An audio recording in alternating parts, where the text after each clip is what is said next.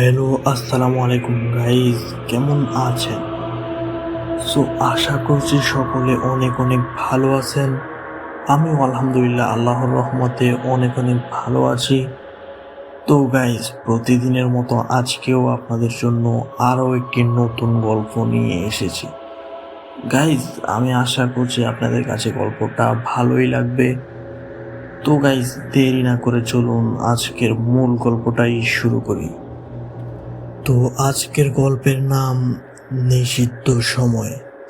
হয়তোবা আজকের গল্পটি ফরিদপুর জেলায় হয়তোবা শীতলপুর গ্রামে ঘটেছিল। তো গাইস, গল্প শুরু করা যাক। শীতলপুর গ্রামের পাশ দিয়ে একটা পুরনো রাস্তা গেছে, যেখানে একটা ডাক বাংলো আছে, যেটা কিনা পুরোপুরি পরিত্যক্ত। লোকজন বলে ওইখানে রাত প্রায় ৩:৩০ একটা দরজা খোলে, আর কেউ যদি সেই দরজা দিয়ে ভেতরে ঢোকে আর কখনো ফিরে আসে না। কিন্তু এই সব কিছু গুজব ভেবে শহরের 4 বন্ধু তানবীর, রিপন, ইফতিয়ার, মাসুদ তারা ঠিক করে ভিডিও বানাবে ওই ডাক বাংলোর ভেতরে কন্টেন্ট দিয়ে তারা ইউটিউব চ্যানেল চালাবে। তারা পৌঁছে যায় সন্ধ্যা 6টায়। জায়গাটা ছিল একটু ভয়াবহ।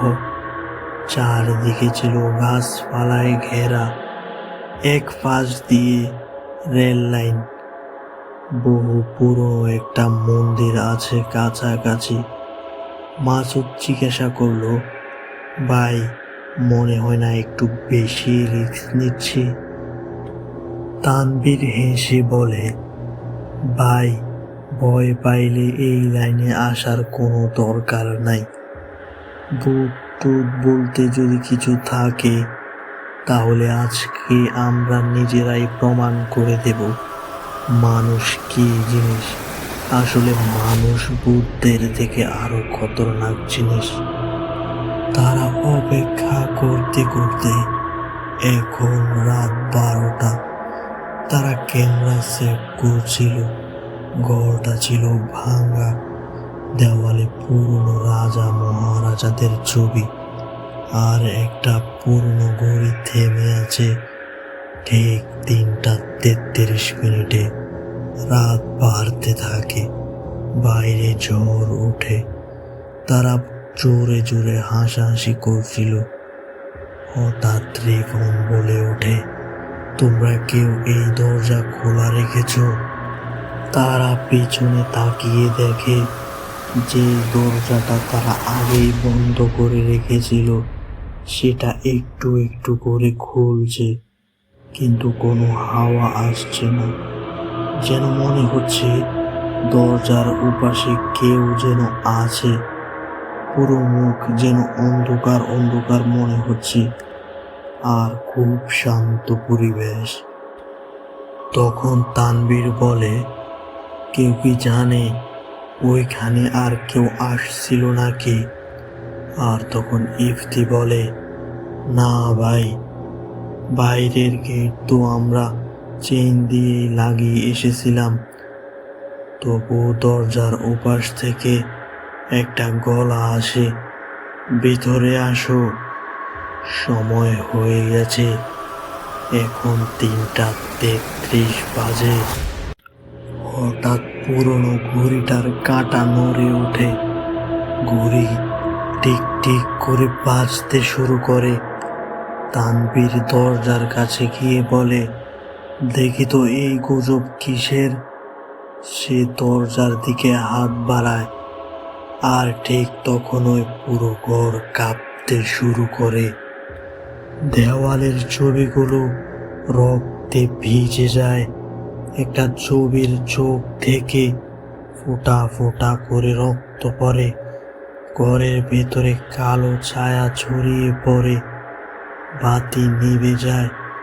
কেউ একজন গলায় ফিসফিস করে বলে, তুমি প্রবেশ করেছ, এখন আর চুক্তি ভাঙা যাবে না।